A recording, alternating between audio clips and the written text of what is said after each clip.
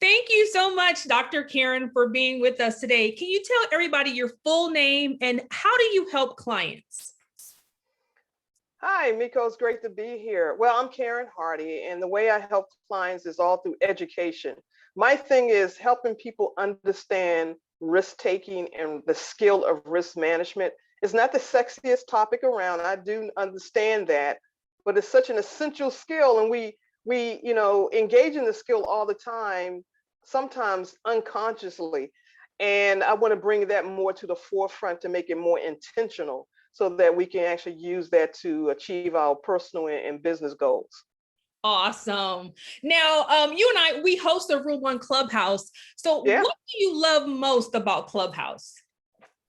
Let me tell you that I think the greatest thing that I love about it is the fact of the sincere collaboration and the willingness of people to share information, because we come from a society where, people don't want to share, because the more you keep to yourself, then you get the upper hand and have the chance to advance. But the world has changed, with technology, and we're in a sharing economy. We got Uber, we got Lyft, people using their personal cars, to drive strangers around. We got bed and breakfast, Airbnb, people just opening up their personal lives and sharing it.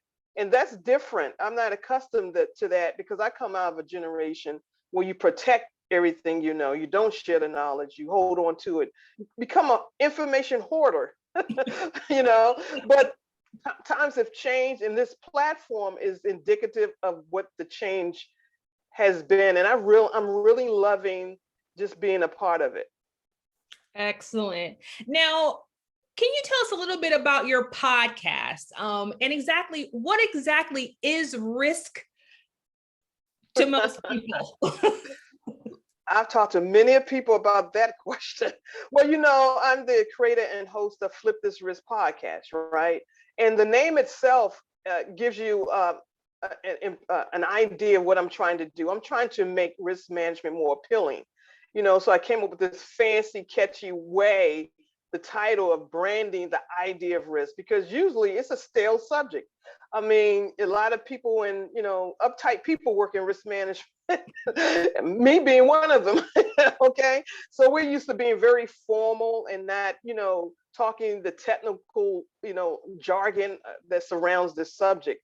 So when I came up with the title of the podcast, the intent was to make it much more, engaging and relatable and attractive to people who aren't in risk management. Now, I've talked to a whole bunch of people.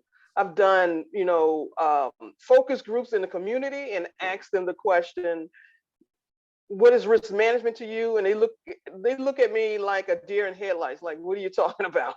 So, and I've actually gone to communities, wow, to focus groups and asked them personally, and they had no idea, like, what do you mean? So, and then you have the other side of, the people who do practice this all the time, who we get so tangled up in what we do that we don't realize that we're not able to communicate something that's so important to so many people.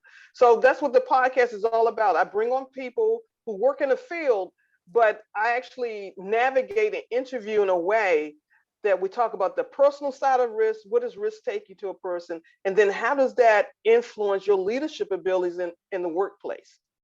Excellent. Now, you also have an academy. Can you tell us a little bit about that? Well, it's a play off of the podcast, the Flip This Risk Academy. So it's all about learning. I put people in a situation where they actually can learn the competency of risk management.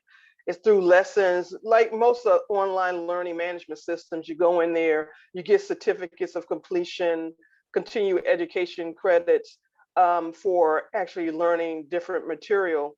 And what I've done is actually taken the content from my podcast and packaged it to put it into their learning management system, because people learn differently. Everyone doesn't want to listen to audio. Some people want to do self-paced and really understand that. So that's why I actually do with the academy. Excellent. So how do you generate leads just by being on Clubhouse? Well, it exposes you to people you've never met before. And it's interesting because usually you want to stay in the the mediums that facilitate your industry. So I'm used to talking about risk management in risk management podcasts and risk management type of podcasts and things like that. But it's good to come out of that water and talk to people who are not in my field, because it helps me keep it simple. And that's what that's my goal, is to keep it simple, make it keep it simplistic so that people can understand it. And Clubhouse forces me to talk to people who are not in my field. What does it mean to someone who's in marketing? What does it mean to someone who's an educator or a teacher or in something else, a coach? What does risk management mean, even in podcasting? So, that's what Clubhouse really, the benefit of it is. Excellent. Now, in your bio, you say that you use LinkedIn a lot. So how does LinkedIn factor into you generating leads? Well, we talk a lot about the riches is in the niches. Okay. So you need to find where your tribe is. And my tribe is on LinkedIn. Even though everyone doesn't, a lot of people don't sign in on LinkedIn every day. But the nice thing is that you have a whole host of profiles that's sitting out there of people, and you can find them in your industry through keywords and things like that. So that's where, my target is first to professionals in the field where risk management relates to what they do: IT, cybersecurity, diversity and inclusion, you name it. Risk is everywhere, and this is where the individuals live. Excellent. Love that. Now, if someone is just new and they're jumping onto Clubhouse and they want to make connections and be successful, what is one or two tips you can give someone who is totally new to the Clubhouse platform?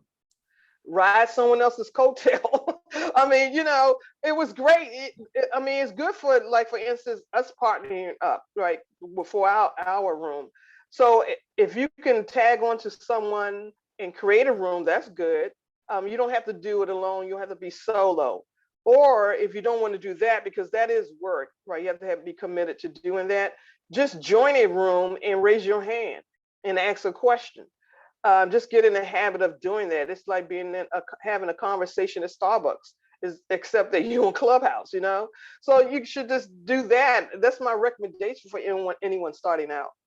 Excellent. Well, Dr. Karen, where can people find you online if they want to learn more about risks? Best place to go is flipthisriskpodcast.com. They can access all the episodes I've actually recorded with my fantastic guests.